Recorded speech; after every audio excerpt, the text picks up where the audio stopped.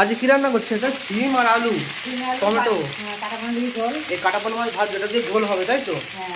আর কি করেছে এটা? বেগুন ভাজা, আলু ভাজা। বেগুন ভাজা, আলু ভাজা, এই যে মাছ এটা ভাজছে, তাই তো? এখানে বাবা বড় বড় মশলা দিয়ে দিয়েছে মাছ। আর কি করেছে মা? আর ডাল করেছে। ডাল হয়ে গেছে। আচ্ছা, ভাতও হয়ে গেছে। বাহ, ভাত হয়ে গেছে, ডাল হয়ে গেছে, এদিকে মাছ ভাজছে, তরকারি হবে বন্ধুরা। যাই হোক, দেখতেই পাচ্ছ কত সুন্দর একদম সিম আলু দিয়ে কাটা পোনা মাছের তরকারি ভাজা রয়েছে, আর ডাল হয়ে গেছে, ভাতও হয়ে গেছে। ও তরকারি করতে আর কতক্ষণ লাগবে? আধা ঘন্টা লাগবে। ঠিক আছে, তাহলে করো। ঠিক আছে, আমি যাই, হাত মুখটা ধুয়ে আছি নাকি? আচ্ছা, করে নাও। এই মাছের তরকারি হয়ে গেছে, মাথা দিচ্ছ, তাই তো? হয়তো হয়ে গেছে। তাহলে আমি হাত মুখ দিয়ে চলে এলাম। তো দাও, খেতে দাও। ডালও তো দেখছি হয়ে গেছে। ও তাহলে দাও, খেতে দাও। হ্যাঁ, আমি বসে যাই। তো বন্ধুরা বসে পড়ি খেতে। দিকে তো হয়ে গেছে রান্না বান্না, তো মাছের ঝোলে ধনে পাতা দিয়ে দিয়েছে একদম শেষ পর্যায়ে। বাহ, বেশ দেখতে ভালো লাগছে। বসে পড়ছি। হ্যাঁ, বন্ধুরা বসে পড়েছি খেতে একদম। দেখো, এখানে ডাল রয়েছে, এখানে সেই একটা বড় সাইজের মাছ দিয়ে সিম দিয়ে আলু দিয়ে তরকারি দিয়েছে, আর এখানে আলু ভাজা, এখানে বেগুন ভাজা। যাই হোক, ডালটাকে সাইডে রাখি, মাছটাকে সাইডে রাখি, একটু ভাতটা ভেঙে এই যে আলু ভাজা, একদম গরম গরম ভাতে আলু ভাজা বন্ধুরা।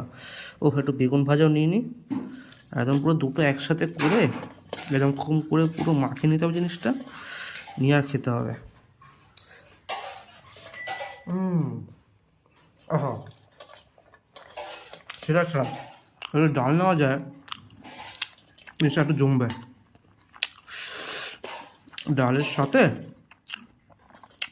বেগুন ভাজা আর আলু ভাজা একদম মাখিয়ে নিয়ে জিনিসটাকে খেতে হয়। আহা, এবার খাবো এই যে মাছের তরকারি, একদম ঢেলে নেবো পুরোটা। আহা, সিম দিয়ে একদম মাছের তরকারি বন্ধুরা, দেখতেই পাচ্ছ। ও এরকম গরম গরম ভাতে এরকম সিম, আর এখানে হচ্ছে আলু দিয়ে মাখিয়ে, আর এখানে একদম মাছ একদম।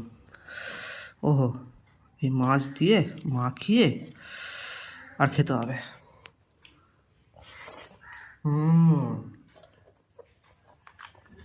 আহা, জাস্ট অসাধারণ, জাস্ট অসাধারণ।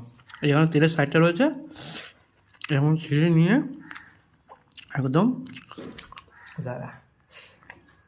তো বন্ধুরা, আজকে মাছের তরকারি, ডাল আর ভাজাভুজি দিয়ে খাওয়াটা জমে গেল।